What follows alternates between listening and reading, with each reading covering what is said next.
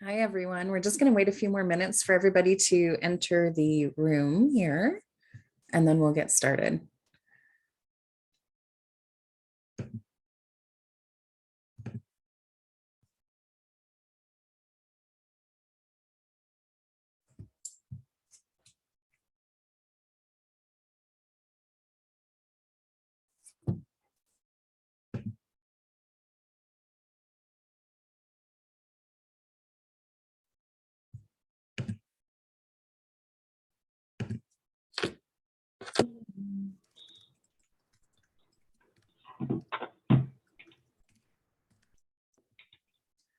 So yes, feel free to use your videos. It's always nice to see who I'm connecting with.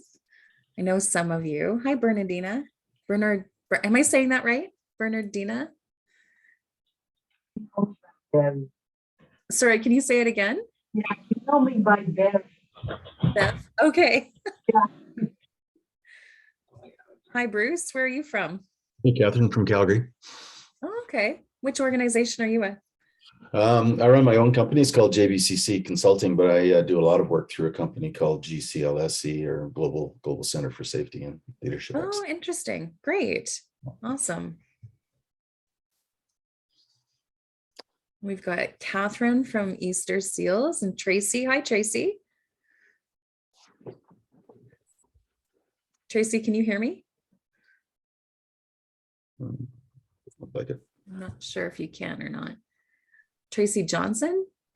Is that the right name on yours? I wonder if it's not the right name that's showing up. Oh, sorry. No, it's not. I was obviously logged in as someone else and not connecting. I figured because I could see you weren't muted, but we see that a lot. So hi, welcome. Hello, my name's Rachel. I'm with Hi, the Rachel. Calgary Public Library Foundation. Sorry, which foundation? The Calgary Public Library Foundation. Oh, nice. I love the Calgary Public Library. So we're just letting everybody in the room here. I know we've got quite a few people signed up. So welcome. We'll get started in a few minutes. Hi, Gail. Oh, she's still connecting.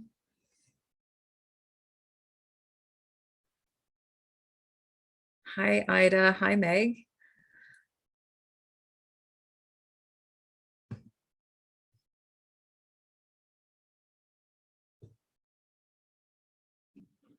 You do a lot of Zoom stuff, Catherine? We do. Yeah. All of a sudden, though, everything's back in person. Have you found that? It's definitely going that way. Yeah. Yeah. Talking to one person and said maybe we should just like, I'm fairly close to downtown. I said maybe we should just meet up for a cup of coffee instead of doing this. Because I always cloud group or something like that, right? Yeah. It's interesting how our lives are starting to change again. So totally. I have forgotten about travel time and how much time it takes. Yes, there's a little bit of discussion about that too. Yeah. Yeah. We're not used to traffic anymore. A lot of people aren't too positive about that aspect of it. So Yeah. Yeah, for sure. For sure. Welcome, everyone. Hi, Gail. Nice to see you. I'm not sure if she can hear me yet. Okay, so we're at 10 a.m. So I know we're going to have a bunch more people joining, and I am recording the session. So for people who can't make it, we always encourage them to sign up, and then we always send the recording out. I'm going to ask you to mute because we are getting a bit of background noise from someone. So if everybody could mute, that would be great. And I think I can do it for everyone, but I don't, let me just see here. There, I think I got it. Okay. Oh, okay, great. Lots of people from Kids Cancer Care. We love Kids Cancer Care around here. I'm just there. We've got a lot more people joining all of a sudden. That's great. Welcome, everyone. So I'm going to be letting people into the room as I see them pop up. Today, we're going to be talking about facing cancel culture, which is a very big topic for a lot of people. And I think a really important conversation for us to be having. If any of you know me, I'm pretty laid back. So I really like interruptions. I like people unmuting, asking questions. I think that makes for a better presentation. So please don't be shy about doing that. Like I said, I think it makes for a much better presentation.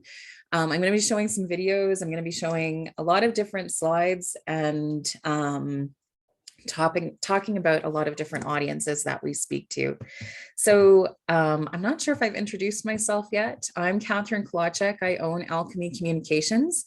So we specialize in marketing and public relations, but we also do a lot of crisis communications and more lately, for sure. So, and we're seeing that come up in so many different ways and formats, and conflicts and issues are coming up in ways that we didn't expect and didn't see a couple of years ago prior to COVID.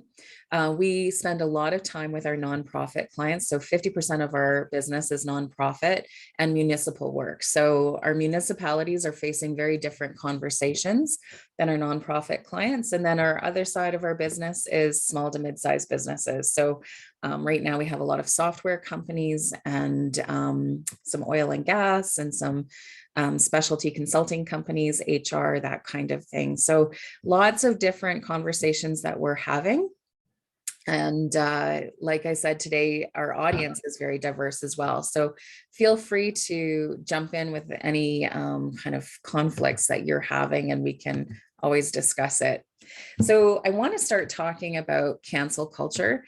So when I talk about cancel culture today, we're really talking about the popular practice of withdrawing support, canceling someone or a company after they've done something or said something that has been considered objectionable or offensive. So, you know, we've seen a lot of this, and we've seen a lot of people flip-flop between being canceled, coming back. You know, we just saw the Johnny Depp Amber Heard trial happening that was so complicated in terms of language and who's right, who's wrong, and you know, how public figures represent topics like domestic violence and addiction issues, and so very complicated conversations. So we've seen Johnny Depp be canceled, then we saw him kind of resume some popularity over social media. We saw Amber Heard being canceled after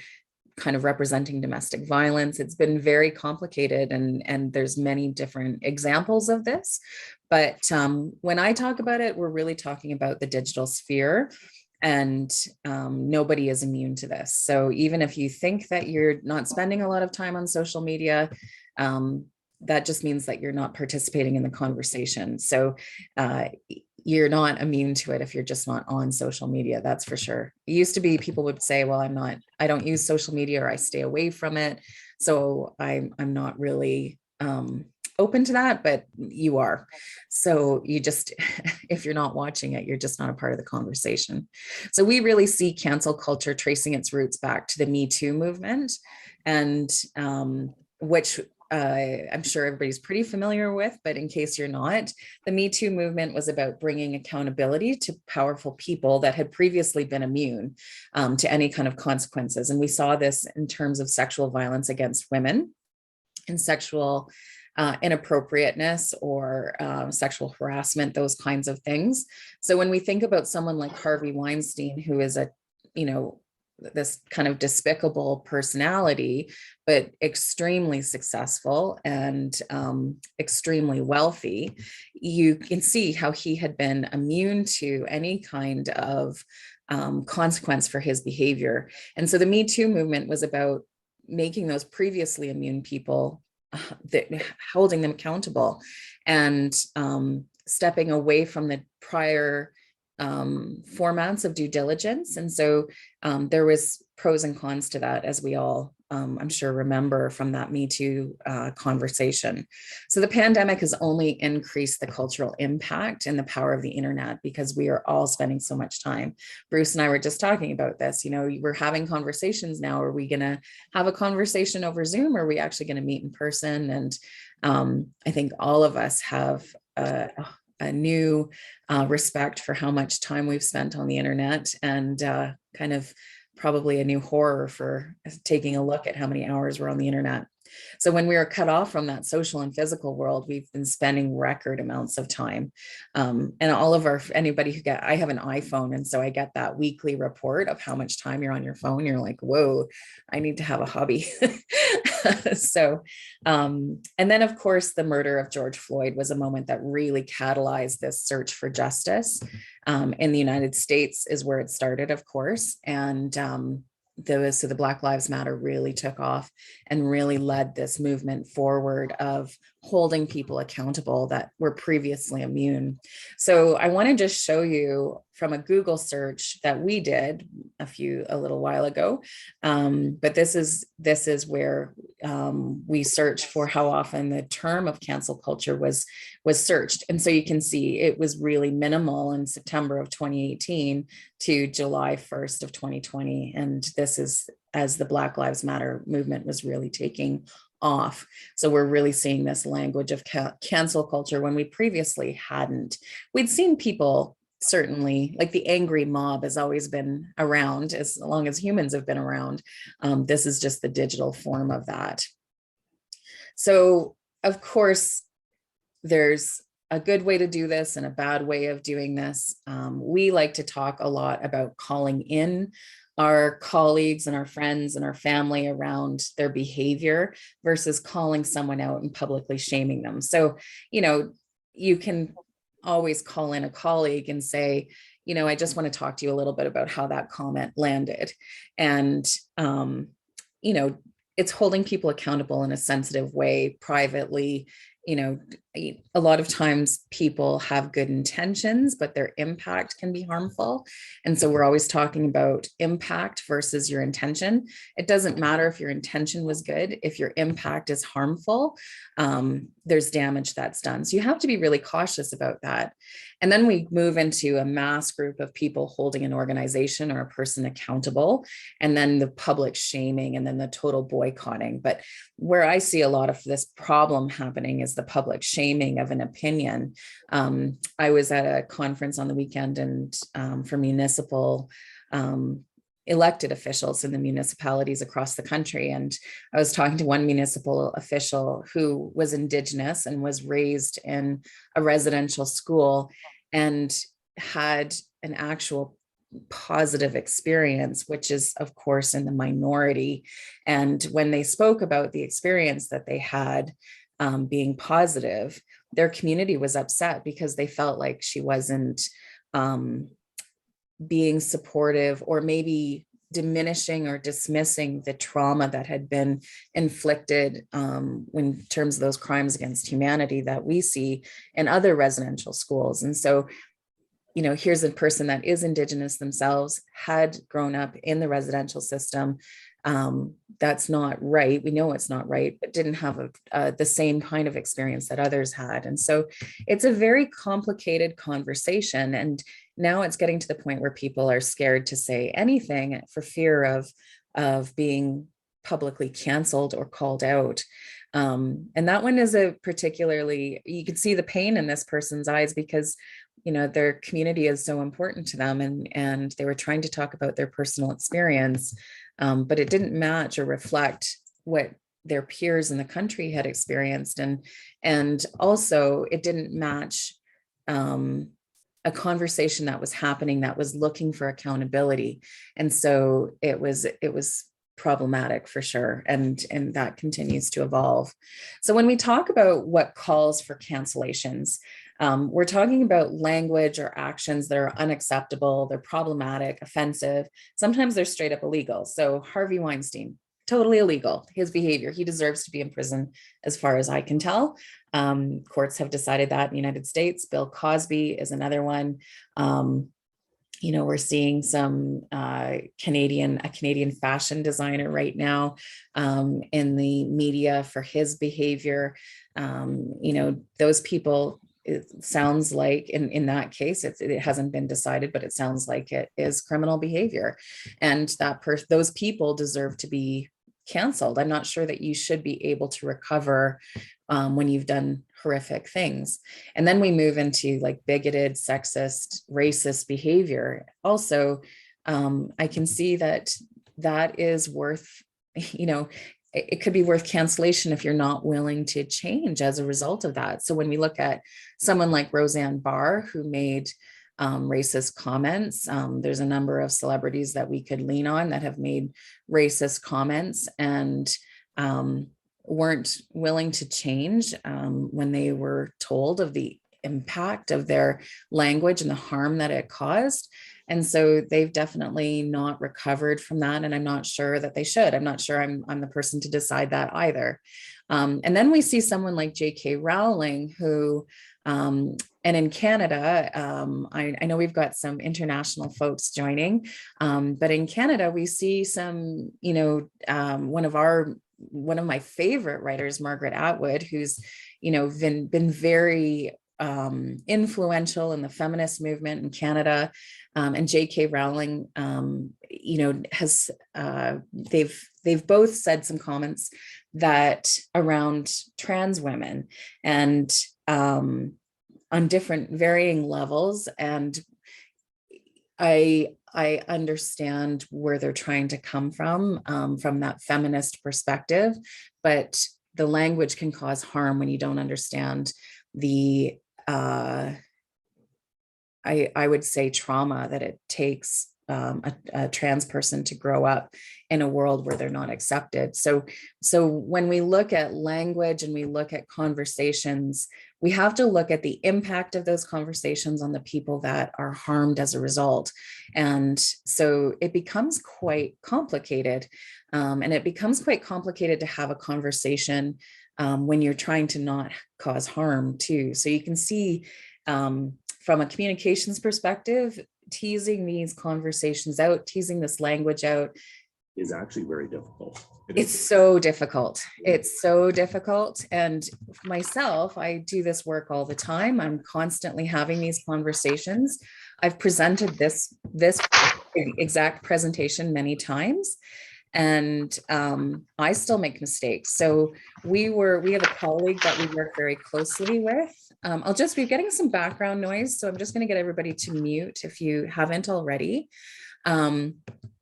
But we have a colleague we work very closely with in the UK who does a lot of work around rape culture on campuses in the UK. And they use that language, that hashtag rape culture. But when I did a presentation for UBC, I was pulled aside, called in, and very appropriately, very professional way to say, we don't use the word rape at UBC. We use sexual violence against women because it encompasses more, and that was their decision. So even myself, who I'm doing these conversations all the time, regionally, the language is very different. In Alberta, we use the language of, when we talk about people of color and addressing women or people who have been impacted as a result of being a person of color, we use sometimes an acronym called BIPOC, and I use that language in Oregon, and it wasn't accepted. They prefer to ask people what their background is and to address that background, or not address it at all. And so it becomes quite complicated when you're having conversations like this. So I try to say in all my presentations, I'm doing the best I can, but please let me know if I'm doing something that you might find offensive, or if I have learning to do. And then I'm open to hearing it. And I think that is the action that can help move us through these conversations, but I'm still learning as well.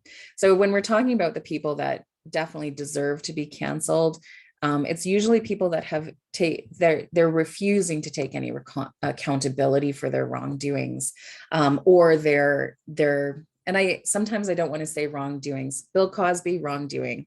Roseanne Barr wrongdoing, other people that maybe, and J.K. Rowling, I'm not a trans person, so I have a hard time addressing the impact. But when I talk to trans people that are colleagues of mine, there was harm caused by that. And so I think that that needs to be addressed by that person. And we need to have more education to support that community as they, as that community becomes a more accepted part of our community.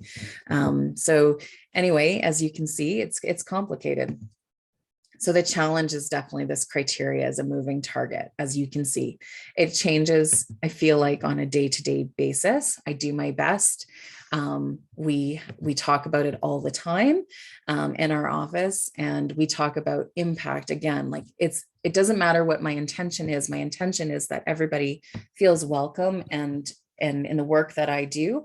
But sometimes there's going to be impacts that weren't intentional, and I need to address them and take accountability for it. So, and our clients do as well. So we do a lot of work around how to take accountability. But what is the exact definition of unacceptable, problematic, offensive? When you're representing an organization, what is your organization's exact definition? That's very complicated. If you're an elected official, what is your constituents' exact definition of unacceptable, problematic, or offensive behavior?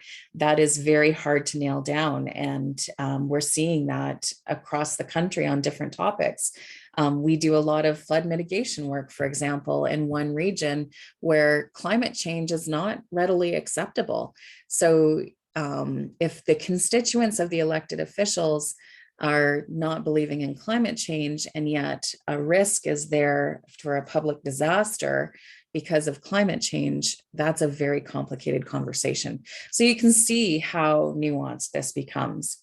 And the internet for sure is not always good at detecting nuance. Anybody who's in a romantic relationship and tries to have a conflict conversation over text knows this very well. There is a wide spectrum of opinions and values and ideologies. And thank goodness there is. That's what makes being human so interesting. And we have to be willing to have conversations and listen in order to move through those. But context absolutely matters. There is no cookie cutter solution to this. And I wish I could say in the hour that we're going to be together, here's the solution. I don't have it. I wish I did, but it doesn't work that way. And we're going to have to work through moving targets as we have these conversations. And also, I think we need to protect ourselves from them. So organizations, NGOs, nonprofits, municipalities, anyone in an elected official type of role, anyone representing a business, you are held to a higher standard. So anyone serving important community needs, nonprofits especially, are very often tasked with being leaders when it comes to social progress, which isn't really fair when they don't have the budgets to do this. But we have to really look at that, and we have to look at, our elected officials, our nonprofits, our small businesses. Everybody's over capacity right now. It's not just nonprofits. It's not just municipalities. We've all come out of a pandemic. I think it's fair to say everybody is navigating a new world right now. It's a time of transition. And so finding time and resources for things like policy development, professional training, structural overhaul is very challenging for everyone right now. And then when we look at nonprofits, a lot of nonprofits are still, we're still operating. And when I talk about colonialism, I'm talking about Canada in this moment. Obviously, where the Queen just celebrated her platinum jubilee. We are operating within a colonial structure, a colonial system.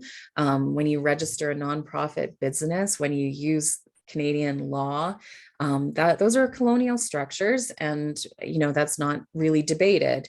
But if you're also trying to support Indigenous communities and the truth and reconciliation that goes along with representing that community and embracing that passed, it's very difficult to change that system while working within it.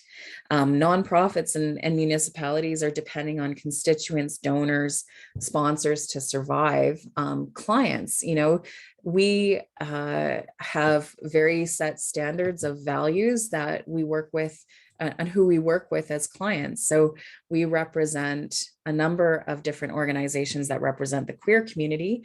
And then we're also asked to represent faith-based organizations as well. And so our faith-based organizations have to meet our same values around inclusivity and welcoming to the queer community, for example, or diversity in other client relationships.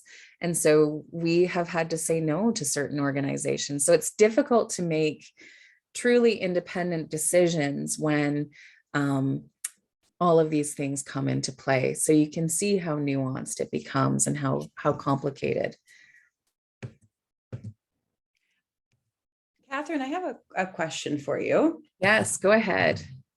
So I find cancel culture really interesting, and I found in recent years some actually queer left-wing writers who are incredibly critical of it and talk about it as being opposed to those kind of socialist values that they're supposed to represent, etc. And I'm curious, because you work with such a variety of different organizations, if you've seen any organizations take a PR strategy where they actually stand against cancel culture from like a value basis of like inclusivity or anything like that. Because I'm wondering if that will be a pushback we'll see in coming years of just because like everything you outlined, like how nuanced it is. And it's like, well, if it's appropriate or not, but according to who and whose standards, and there appears to be a mob out there who has all the answers, but there's no body or organization, or it's kind of up to the whims of, there's no static, this is what's appropriate and this is what's not. It's ever evolving and ever changing. So I'm curious if I think we might be at a place where we might start to see a pushback against cancel culture at all. And if you started to see any organizations deal with it strategically, not maybe so much from the, anger that it exists, but actually kind of leaning into it and go, this is against our values, we don't support it, etc. Yeah, that's a great question. So no, none of our clients are currently taking that path, mostly because they all have strategic objectives that don't fall into how social culture is communicating around topics like this. So usually, for example, when we represented Pride in different areas, they have a very strategic path. So their strategic goals were around inclusivity, not necessarily around the conversation of cancel culture. Now, if you look at Pride organizations, they have really struggled with cancel culture, interestingly enough.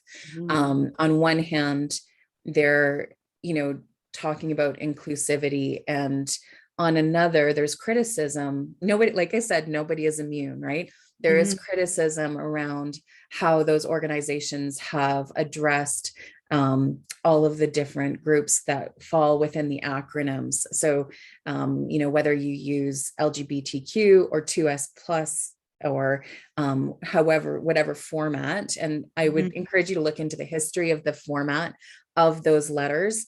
Is fascinating. But Indigenous communities that have always embraced the two-spirited folks, there's been some criticism of Pride that they haven't, of different regional prides, that they haven't really included them.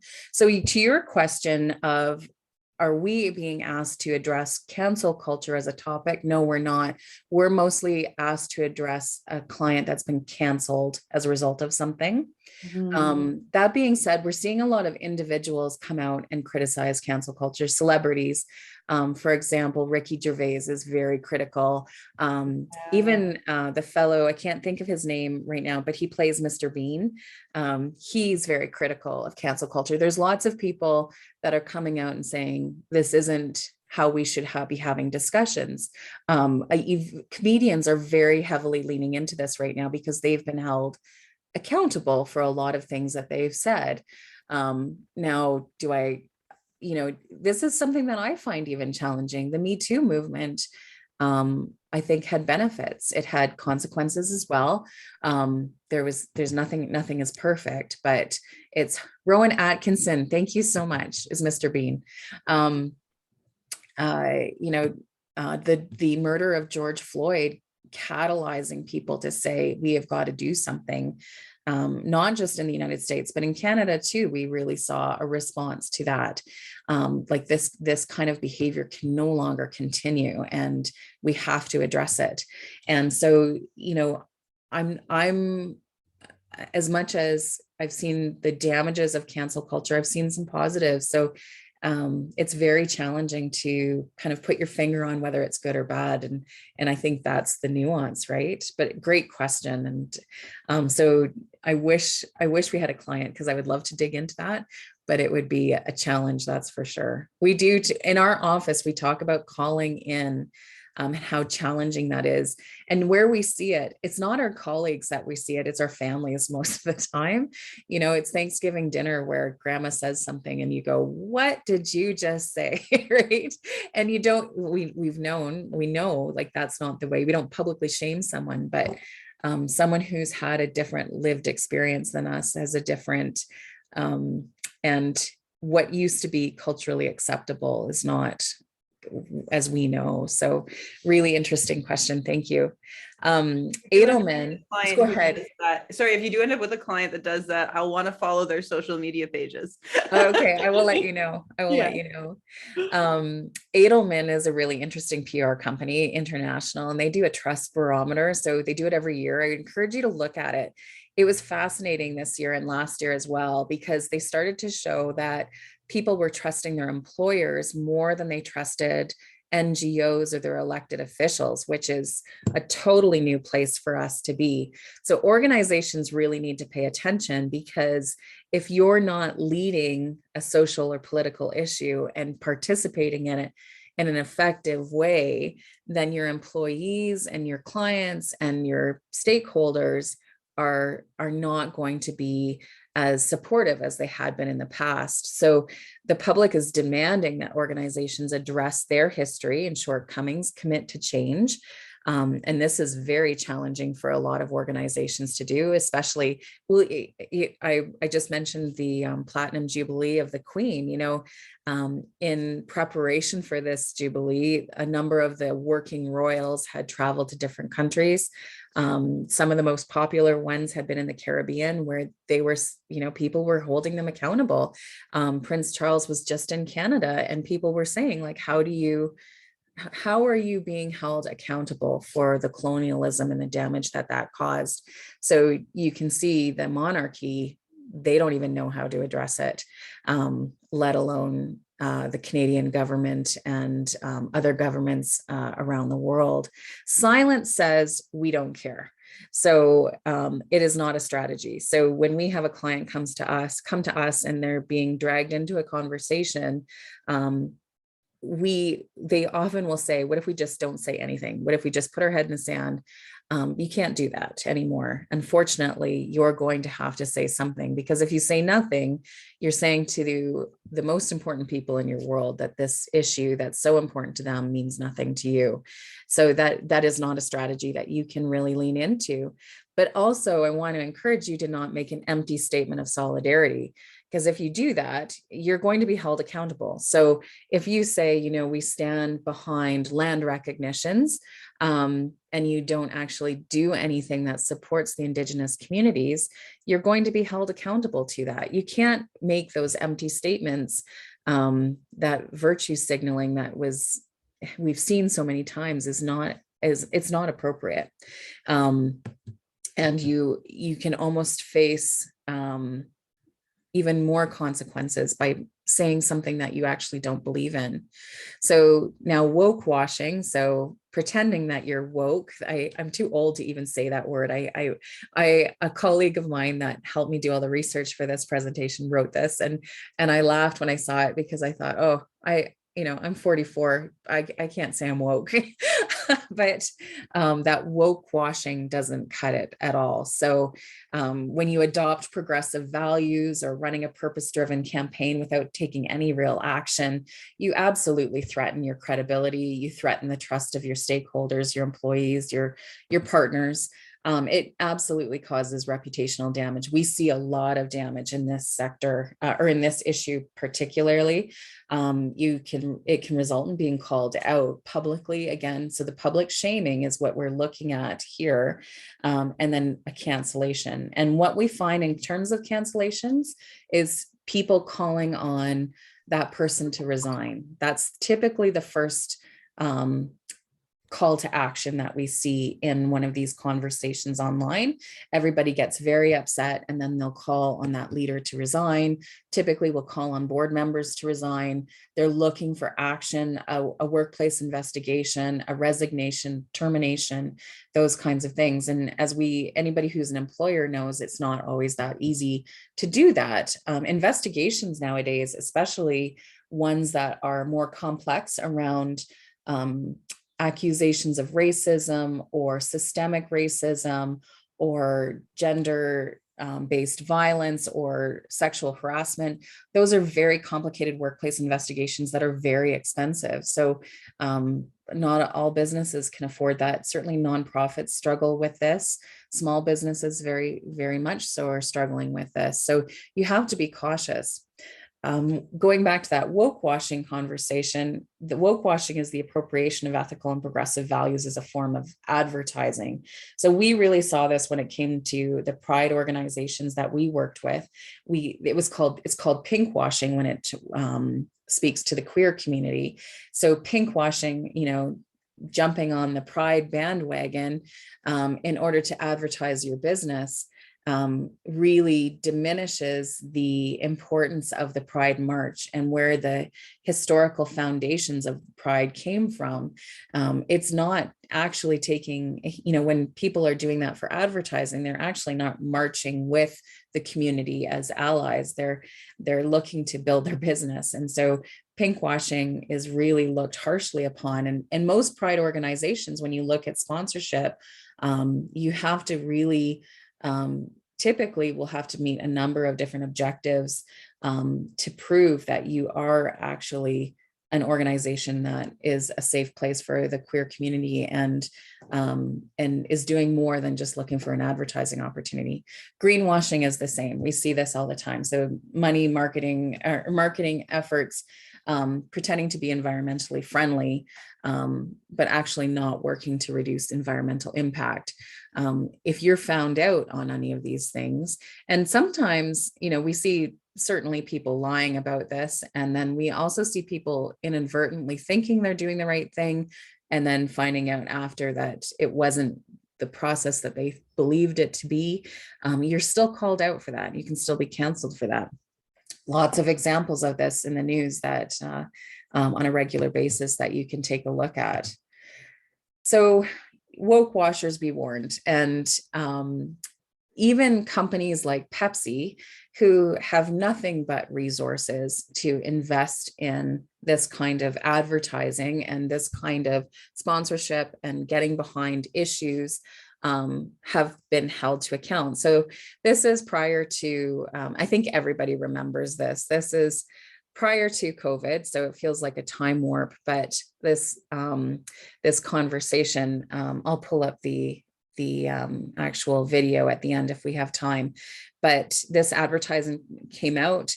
It was a Kardashian here who's used in order to stop a protest by drinking Pepsi. She comes out, she takes a wig off, she hands it to a person of color, and she cracks open a Pepsi, and everybody is peaceful and lives happily ever after. And it was just seen as such a missed a misstep for sure, if not even worse. And I'm always happy to share my slides if we don't have time to show this, but I would encourage you to look at the responses that are in the video that came through social media. And then also the past missteps that Pepsi had made. They pulled up old advertisements where they had made terrible mistakes. And so nothing is forgotten, and anything that lives on the internet lives into perpetuity. So people don't forget. So you can't make mistakes like this. So even organizations that have a tremendous amount of resources, when you're talking to different communities, you better have those communities in the room evaluating your work in order to make a decision on marketing. So that community consultation, that nothing for us without us, is so important to acknowledge. This is in my local community. So we have an ice cream company. It used to be, it was a different name. It was very well respected, and they rebranded as Righteous. And their whole concept was to give money back to the community from profits. And so, on the outset, it looked like a really good campaign. Very popular, again, a very popular brand in my city. And then George Floyd was murdered. It was in the start of the pandemic. So they came out with this product very quickly. They used a local artist that was not a person of color. The ownership of this company was all Caucasian. They put Black Lives Matter, which is an organizational name, on their product. They put the words of a man that had been murdered onto masks, as you can see. And then the profits from this product never actually went to anybody in the Black Lives Matter movement. There was so many missteps on this. This company continues to reel as a result of this. This went so active on social media in my community. Their intentions, again, I want to say, in my most generous moments, I think their intentions were good. They just made some very serious mistakes. Hindsight's always 2020. But this felt like it was leveraging the murder of somebody, leveraging the pandemic. You can imagine if this was your family member that had been murdered and his words are on an ice cream product, how awful that would feel. And then, of course, none of the money going to Black Lives Matter. It did go to other nonprofits, but not Black Lives Matter. So we all make mistakes, but you need to have community consultation in the room before you're making any decisions on these topics as a corporation. So has cancel culture gone too far, or does it work in holding people accountable? And that depends. So supporters argue that cancel culture is an important tool in holding people accountable, achieving social justice, giving a voice to those who've been historically shut out. Critics argue that the movement limits open debate, free exchange of ideas without any due process, and that the backlash, friction, and ensuing culture wars can actually be bad for solidarity and progress. So it's a very personal decision on where you feel on this cancel culture topic. I also feel like it changes topic to topic, and you have to have a critical eye in how you watch the news and how you look at cancel culture as it's happening. I feel a little sick to my stomach when I see Johnny Depp winning that trial, where a lot of other people feel like he was misjudged and maybe branded a wife beater. But when you look at some of the horrible, misogynistic, violent things he said, you can see that there was a problem there. And now he's kind of a hero after that happened. And I don't know that I couldn't watch that trial. It was too disgusting from my perspective. And we don't want to also be using celebrities that haven't chosen to represent a certain topic as our guiding influences. So cancel culture is a very complex thing. I think it's topic to topic, and I think we could debate it for hours. The emotional impact is really hard. So again, we're called in when a client has been called out. Typically it's an organization, a board, an individual. The staff supporting that person really struggle with this. So this is not a one person, one and done issue. One person may have made the misstep. Again, I'm giving a lot of credit here. Like typically it's a misstep. Their intentions were good.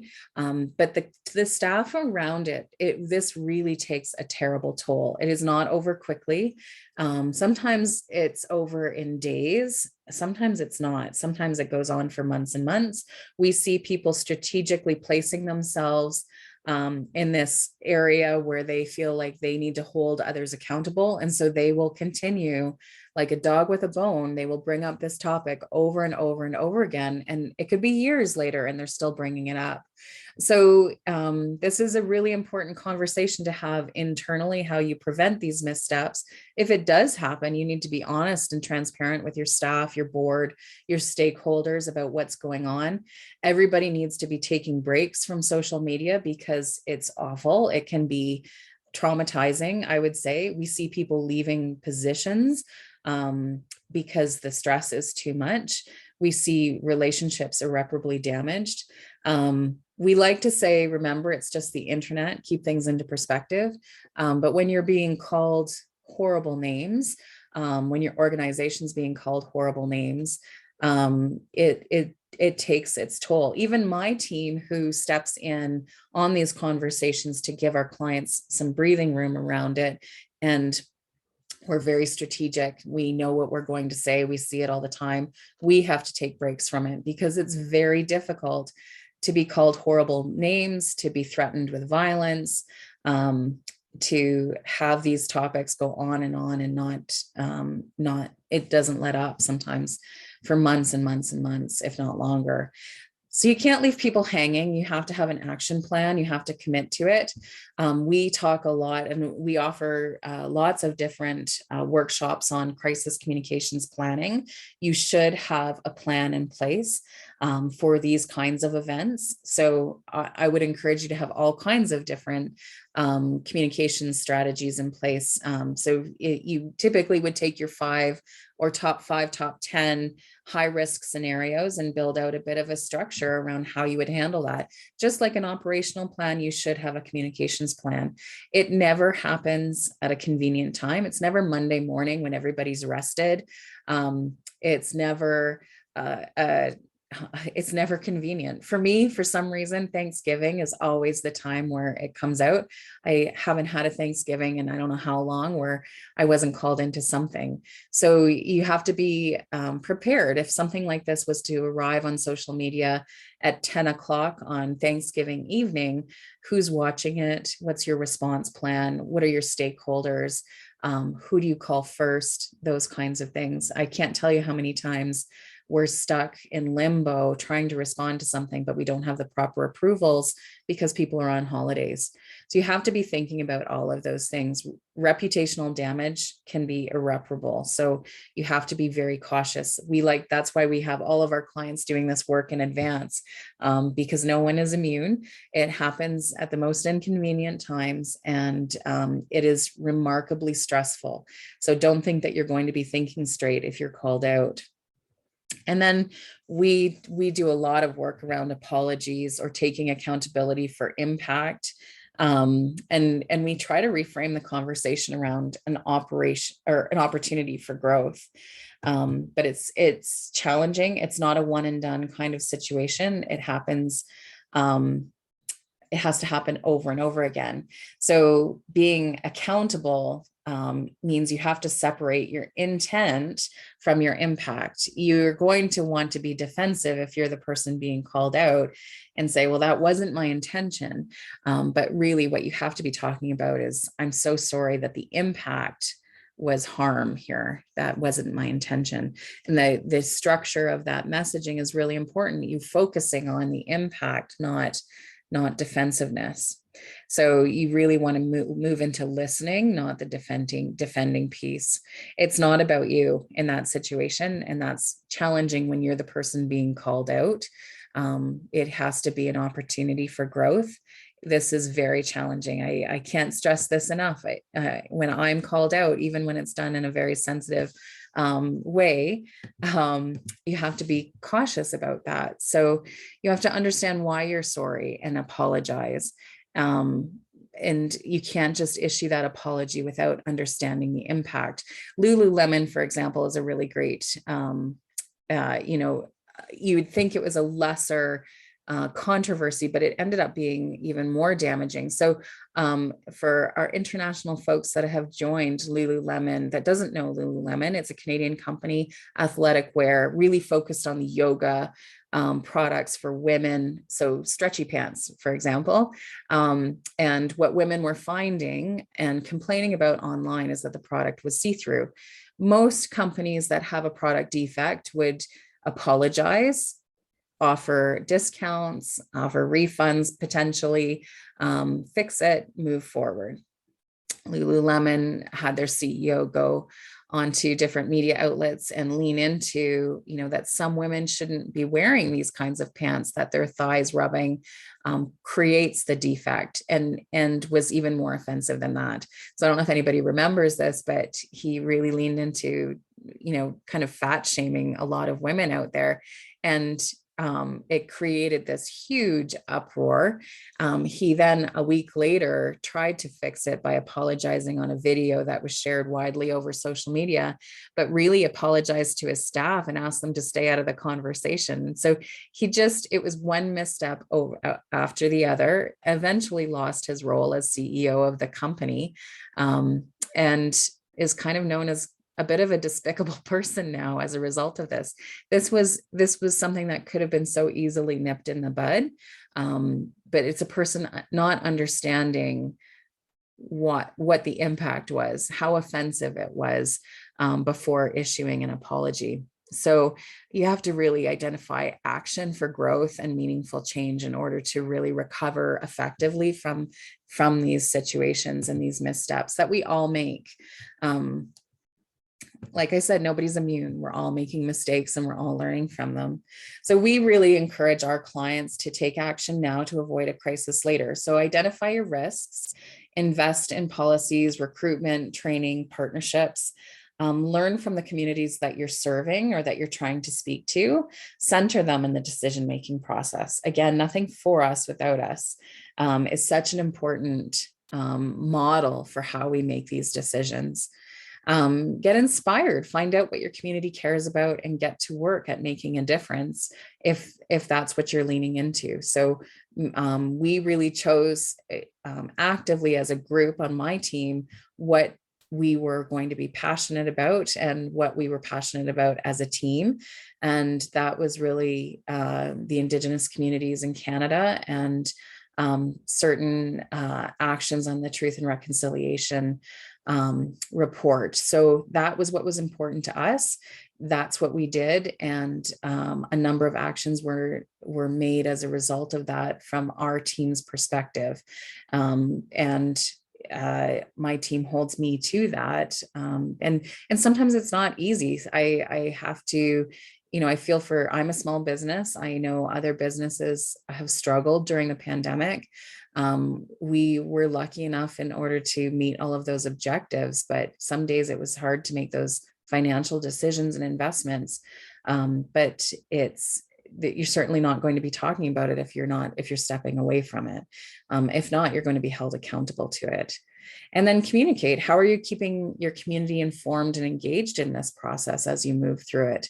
And that sometimes takes a lot of bravery because we're having to talk about the missteps that we make and the mistakes that we make.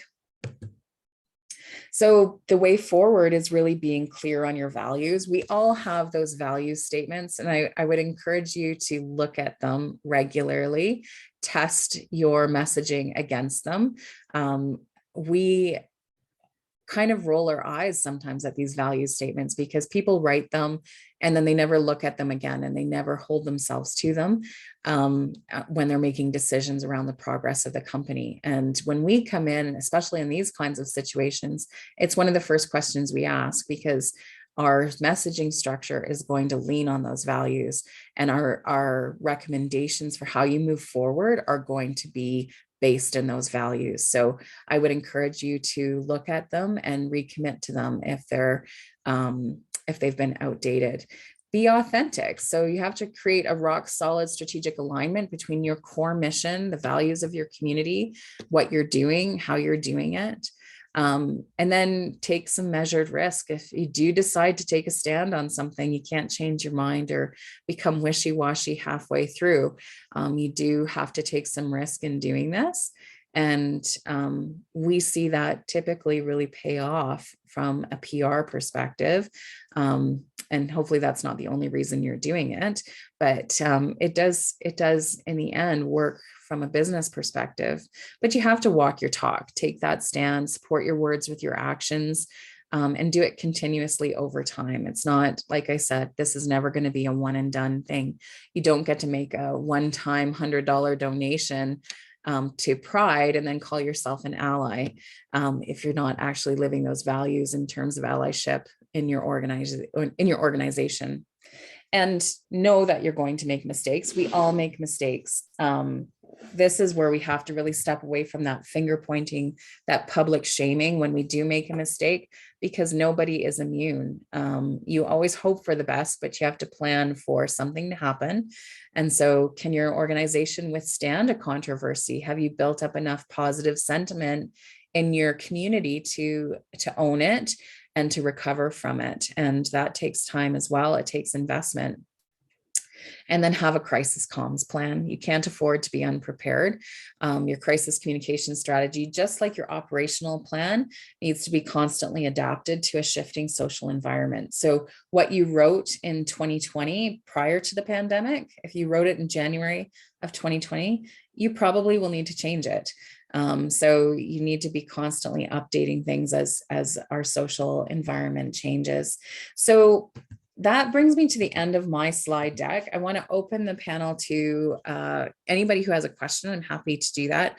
I am always happy if anybody wants to speak about this privately. Sometimes we've made mistakes and we don't want to talk about it in front of colleagues that we don't necessarily know. So my contact information is here. If you want the slides, I'm happy to show that slide deck. I do realize we're coming to the end of the hour, so I'm happy to stick around for a few extra minutes too, if anybody has to go. But thank you all for attending. Are there any questions I can address? I know I've covered a lot of information really quickly. Catherine, quite often, it's Bruce here. Hi. You see the polarization that seems to go on between the different views. And Yes. I was wondering any thoughts on how do you close that a little bit? Because I think that's incredibly difficult to do, if at all, sometimes. I totally agree with you. It is very difficult. We're living in such a different time. And I think, again, this is that shifting social environment. I feel like 10 years ago, we didn't have that same polarized environment. 5 years ago, I don't even think it was as bad as it is right now. My brother said to me the other day, he said, when did being a conservative turn into such a bad word? And so your question though is how do we move through that? What I like to do is to ask questions and to lean into curiosity, even though I'm pretty outspoken on my own views. I try to take a step back, especially on certain things. So, for example, when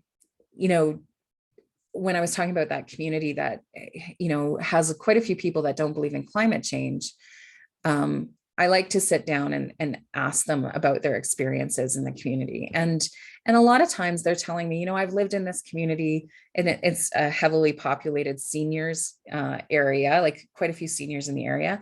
One fellow said to me, I've lived here since 1946 and I've never seen a flood. And so he talked about that for a long time. And And so you can see how that could be a challenging conversation for him. And you can see how it would be challenging to hear why this was so important when there was significant financial impacts to him. And at the end of the day, we're not going to change his mind. I'm not going to make him a believer in climate change, but I can listen to his perspective and I can feel for him, because this isn't just him digging his heels in for the sake of digging his heels in. There's consequences that have major impacts to him financially, from the value of his home, for what his quality of living looks like where he lives going forward. So we have to be willing to hear and listen to other people's lived experiences, even if it is so divergent from our own, and sometimes quite distasteful. We do a lot of government relations work as well. And I was just working with an organization in Southern Alberta, and we were talking about working with government elected officials who have very one individual in particular who they found quite distasteful. And it doesn't matter. It's not about you. It's about moving forward on an objective sometimes, especially with government relations, and working with them in order to achieve a goal that's, in this case, was supporting seniors in assisted living. So, and when we look at those complicated conversations like that, we typically are leaning into curiosity. And for us as a strategic communications firm, we're often writing those questions for our clients. What are the questions you can ask? What are the things that this person that they don't want to work with is passionate about? And what are some things that they can see maybe relatable that they can lean into? But Bruce, it's a very challenging thing. I typically step down in terms of the power structure of the conversation, of the dynamic, and lean into questions and less around my own strategic objective. And sometimes that's challenging, but it's always strategic. I'm thinking of my ex-husband here in this moment. I'm like, that is really challenging. Talk about polarized views. Good question though, Bruce. Any other questions? Has anybody had an experience they'd like to talk about in terms of cancel culture? This one takes some bravery, and if you don't want to, I understand. Okay. Well, thank you all for coming. I'll stick around if you have more questions. Go ahead.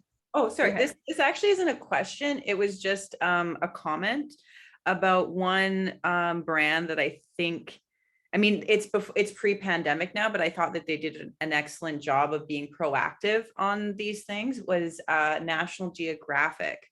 They did, this was a few years ago now, but they did an audit on their entire catalog of magazines that they put out for their whole history, and they analyzed the impact that their stories had on people's perception of colonization, people's perceptions of Indigenous cultures in other areas, and admitted and realized that they had created issues around colonialism. They had created issues around exotification of other people and other places, and then they created a plan moving forward about how they were going to stop doing that.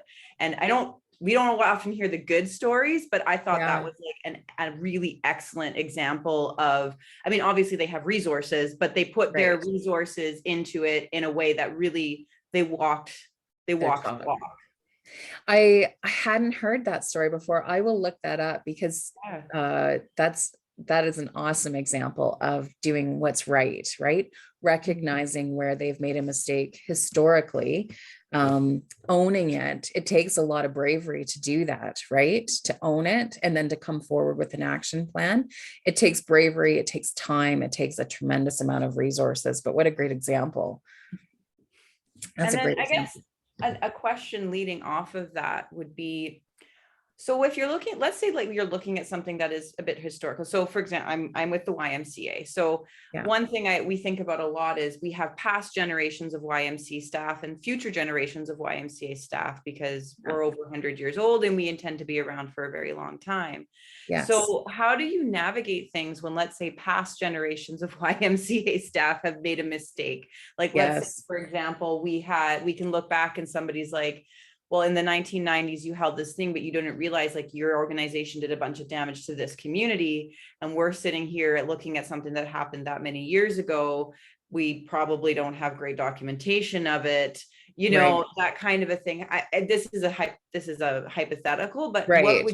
how would you approach something like that if you're being called out or called in, whichever it is, for something that is in your past that none of your current employees had anything to do with? Right. How would you tackle something like that? Well, and that's a really interesting question. YMCA, we've worked with in a number of different regions too. And so you're in a unique position as well, because not only do you have a huge history, you have a huge geographical reach. And so what someone might have done in Minnesota is totally different than YMCA in Calgary or Vancouver or Toronto, right? It might have been very different. Scouts Canada is Scouts International is reeling from this right now on a very serious, set of crimes. And so, and every country is actually facing this, of course, right? How are we as, and I'm a Canadian, so I'm going to keep leaning on to that, but how are Canadians responsible for the residential school system, for example? And again, we have to lean into curiosity. We have to lean into the impact and harm that was caused, as opposed to our own personal accountability. It's not about us in the moment. It's about finding out where the harm was. In a perfect scenario, you would be like National Geographic. You would have all of the historical data in one archive to pull up and go, we made a big mistake here. In 1986, on June 4th, we made a terrible mistake. This was the action, and this is what we have to do to repair it.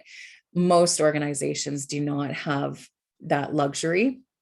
And so what I would encourage you to do is to start leaning into the conversation around and I know that was a hypothetical for you, leaning into a conversation about what happened if you actually were facing it, what happened, conducting interviews, conducting an investigation. So an organization called L'Arche, which is international, was founded by a person that was heavily involved in the Catholic Church, has since passed away. This organization is decades old, and we were involved in the Western Canadian PR strategy around this, but internationally, an investigation was conducted. And again, this is a luxury. It doesn't happen very often, but they found that there was accusations of sexual assault against this founder. Luckily, not against the clients that they serve, which are people with disabilities, but it's still crimes against a number of women. There were sexual violence crimes. So after he died, the investigations happened. They were concluded. It was found, again, it's not criminal because the person has died, it was found to be credible. And so they had to release internationally at the same time a statement taking accountability for the actions and the harm that were caused, even though they had nothing to do with it. And so we all still have to lean into that accountability piece, even when we're not directly accountable for it. And that's a very challenging conversation to have. And we don't always have the luxury of having those archives, right, of what exactly happened. And sometimes you have to hear something from the lens of the person that experienced it. Their truth is different than the person that, the person that was right beside them. And so you have to listen with curiosity, even understanding that their lens is going to be different than someone else's, for example. And especially if they have a different background than you, that lens is going to be even more divergent. And so we have to be thinking about it from that context and sensitive to it from that context. And it takes so much education to do this. This work is never done. And I feel like we're always learning on this, and that's a challenge in itself. Luckily, there's way more resources that are free, especially I'm finding, so again, I'm based out of Calgary. So in Western Canada, there's a lot of free resources on Indigenous consultation, sensitivity, history. Those pieces have been really important. And I see them growing in other communities as well. I think we have a lot to learn though, and investing in those pieces is so important. But good question. Just taking a look. Thank you for everybody who's stepping away. Elsa, thanks for joining from Portugal. And I know we've got a few people from Colombia as well. It was great to see some of our international colleagues showing up. So these slides are always available. Thank you for joining us. And we'll talk soon. And we have more workshops coming up in the future. So feel free to always register. Great to see you all, and we'll talk soon. Thank you.